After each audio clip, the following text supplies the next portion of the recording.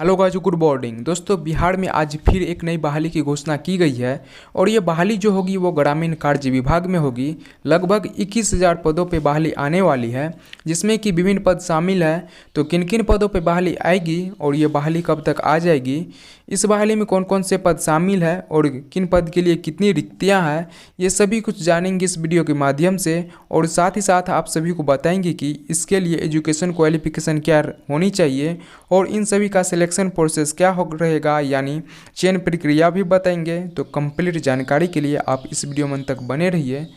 तो दोस्तों, सबसे पहले आप आज का न्यूज देख लीजिए और ये न्यूज जो है आज ही के प्रभात खबर पेपर में आई हुई है। तो सबसे पहले यहाँ देख लीजिए, ग्रामीण कार्य विभाग में होगी 21,000 बहाली। तो यहाँ कुल जो पद रहने वाली है वो 21,000 रहने वाली है, जिसमें कि 9,000 जो है अस्थायी नियुक्ति होगी और 21,000 पदों पे अस्थायी नियुक्ति होगी।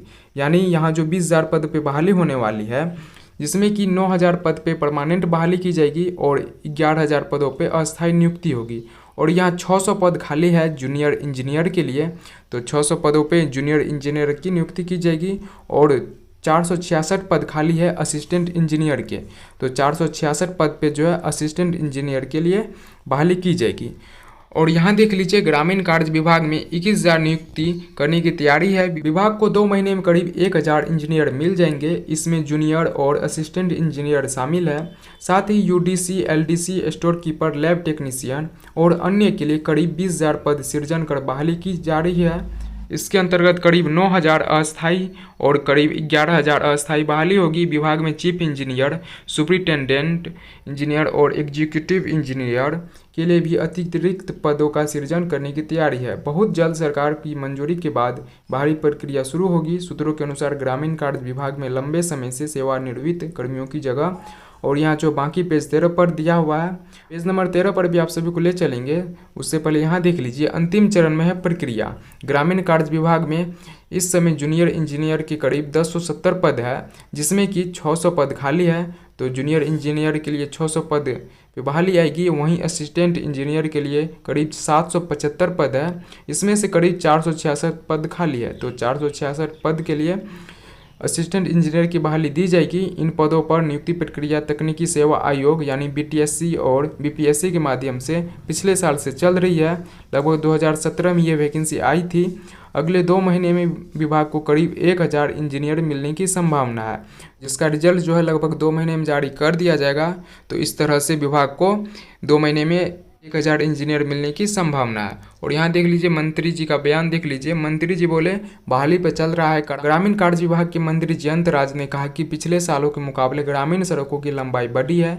मुख्यमंत्री नीतीश कुमार के निर्देश के अनुसार ग्रामीण आबादी को बेहतर यातायात सुविधा देने और ग्रामीण सड़कों को मुख्य सड़कों से जोड़ने का काम चल रहा है। वहीं सेवानिवृत्त इंजीनियरों और कर्मियों की जगह नई बहाली नहीं हुई थी। ऐसे में निर्माण और मेंटेनेंस के लिए इंजीनियरों और कर्मियों की जरूरत थी। इंजीनियरों की बहाली के लिए विभाग ने सरकार को प्रस्ताव भेजा था। नियुक्ति प्रक्रिया चल रही है और अगले 2 महीनों में इंजीनियरों को मिलने की संभावना है। वहीं विभाग करीब 20,000 पद पर सृजन की तैयारी कर रहा है। अब चलिए पेज नंबर 13 का भी न्यूज आप सभी को दिखला देते हैं।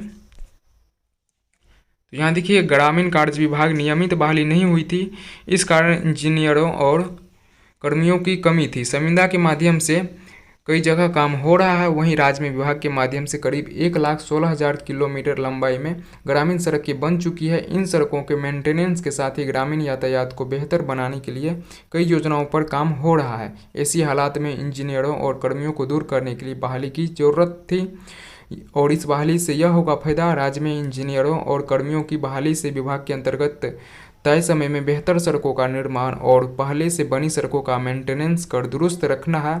इससे पहले इलाकों में यातायात की व्यवस्था बेहतर होगी, साथ ही ग्रामीण इलाकों में आर्थिक उन्नति हो सकेगी। तो ये तो हो गई बहाली की डिटेल कि किन किन पदों पर बहाली दी जाएगी।